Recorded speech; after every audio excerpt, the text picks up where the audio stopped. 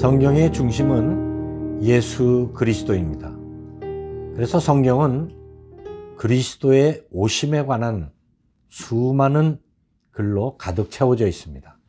구약은 초림 예수에 대해 280여 개의 계시와 약속으로 기록되었고, 또 복음서와 사도행전 1장까지는 창세기 3장 15절 언약의 성취로 이 땅에 오신 예수님의 출생과 그리고 지상사역, 그리고 부활과 승천을 자세히 소개하고 있습니다. 그리고 사도행전 2장부터 계시록 2장까지는 재림에 관한 선지자들과 예수님 자신의 계시를 기록하고 있습니다. 대강절기는 지난주부터 시작되었죠. 교회력으로는 이 대강절기가 한 해 첫 출발입니다.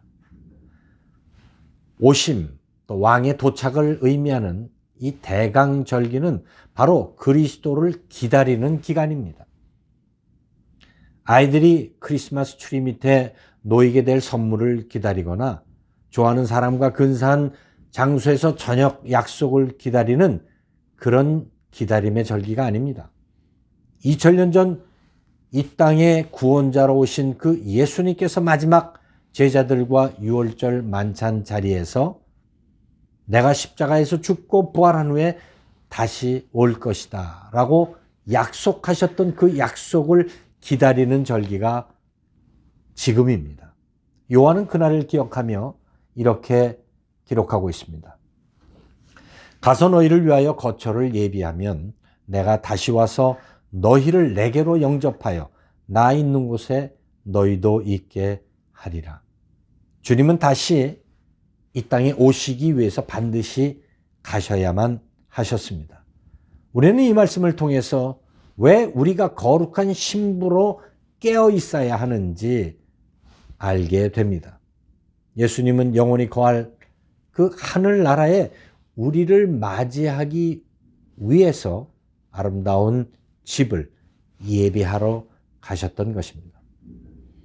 지금 여러분 각자에게 질문을 해보십시오. 나는 정말 그 주님을 기다리고 있는가? 만약 이 질문에 우리가 주저한다라고 하면 우리는 2000년 전 그 목동들과 그리고 성전에서 예수님을 만났던 시몬과 안나의 그 간절한 기다림과 감격을 되찾아야 합니다. 성탄절 휴일을 기다리는 모처럼의 그 매출을 기대하고 또 쉬는 날, 또 여행 가는 이런 즐거움을 기다리는 그런 날이 아니라 2000년 전에 이 땅에 오셨던 초림 예수를 기억하고 그리고 약속대로 다시 오실 그 주님을 기다리는 절기입니다. 오늘날 우리가 진정으로 예수님의 다시 오심을 기다리지 못하는 이유는 우리가 준비가 안 되었기 때문입니다. 세상에 대한 관심 때문에 우리는 여전히 두려워하고 있기 때문입니다. 물론 시한부 종말론자들로 인해 그리스도의 재림에 대한 그 복음의 통로가 막힌 것도 사실입니다. 또 신앙생활 하다가 믿는 사람들로부터 교회로부터 받은 그 상처 때문에 그리스도의 다시 오심에 외면하는 이들도 있을 것입니다. 그러나 주님을 기다리지 못하는 그 삶은 약속에 대한 불신앙의 삶입니다. 신약 성경 27권 중에 85%가 되는 23권이 바로 예수 그리스도의 오심에 대해서 기록하고 있습니다. 마틴 루터는 그리스도께서 어제 죽으시고 오늘 아침 부활하시고 그리고 내일 다시 오실 것처럼 살라라고 이 종말의 시대를 살아가는 저와 여러분을 향해 외쳤습니다. 바로 주님의 부활과 승천을 목격한 초대교회 성도들이 그렇게 살았던 것입니다. 구원의 감격, 죄로부터의 자유, 그리고 부활과 재림의 소망을 갖지 않으면 이 혼돈의 시대를 살아갈 수 없습니다. 500여 성도들이 보는 가운데 구름 가운데 하늘로 올라가신 그 주님은 이제 다시 오실 때는 일부 성도들이 아니라 온 세상이 다 보는 가운데 오실 것을 주님은 직접 제자들에게 이렇게 말씀하셨습니다. 그때의 인자의 징조가 하늘에서 보이겠고 그때의 땅의 모든 족속들이 통곡하며 그들이 인자가 구름을 타고 능력과 큰 영광으로 오는 것을 보리라. 사람들에 의해 거부되셨고 희생양으로 인간의 몸을 입고 오신 그 초림 예수님은 사탄을 멸하고 또 세상을 통치하는 왕으로 오실 것입니다. 이를 비웃던 이들의 통곡 소리를 우리는 곧 듣게 될 것입니다. 초림 때 구원자로 오셨던 그 주님은 이제 재림 때 심판주로 오십니다. 첫 번 그리스도의 오심은 초라한 베들레헴의 말구유에 오셨지만 두 번째 주의 오심은 온 세상이 보고 듣는 가운데 왕으로 오시게 될 줄로 믿습니다. 우리는 이 초림의 사건을 성경을 통해 보고 듣고 믿었습니다. 그리고 두 번째 주님의 다시 오심은 미래적 사건이지만 반드시 이루어질 하나님의 약속으로 믿고 살아가는 성도들 되시기를 예수님 이름으로 축원합니다. 아브라함이나 모세, 다윗 그들은 장차 오실 그리스도를 믿음으로 바라보고 살았습니다. 그들의 삶은 땅의 것에 집착하지 않고 영원한 하늘을 바라보았습니다. 이 마지막 때를 살아가는 저와 여러분이 바로 이런 재림의 소망을 갖도록 히브리 기자는 이렇게 외치고 있습니다. 그들이 이제는 더 나은 본향을 사모하니 곧 하늘에 있는 것이라. 이러므로 하나님이 그들의 하나님이라 일컬음을 받으심을 부끄러워하지 아니하시고 그들을 위하여 한 성을 예비하셨느니라. 아멘. 아브라함과 믿음의 조상들은 우리도 바라지도 않고 보지도 못한 그 새 예루살렘을 바라보았습니다. 과학으로 설명할 수 없는, 상상할 수 없는 나이에 약속의 씨를 살아는 잉태했습니다.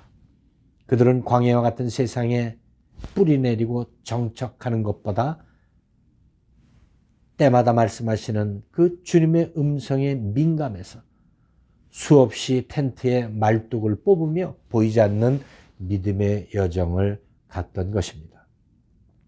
지금으로부터 4,000년 전 아무런 정보도 없는 암흑과 같은 세상에 오직 주의 음성 그리고 하나님의 그 약속만을 기다렸던 믿음의 조상 아브라함을 우리는 기억해야 할 때입니다.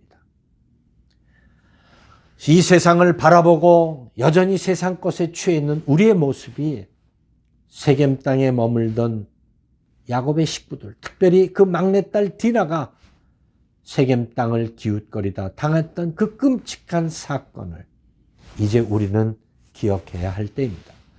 사랑하는 성도 여러분, 구원의 감격을 회복하십시오. 장차 주님이 공중에 재림하실 때 거룩한 부활과 휴거의 자리에 돌아갈 것을 소망하십시오. 예수님이 2000년 전에 오셨고 수없이 제자들에게 다시 오실 것을 말씀하셨습니다. 그래서 주님은 제자들에게 깨어있기를 그렇게 부탁하셨던 것입니다.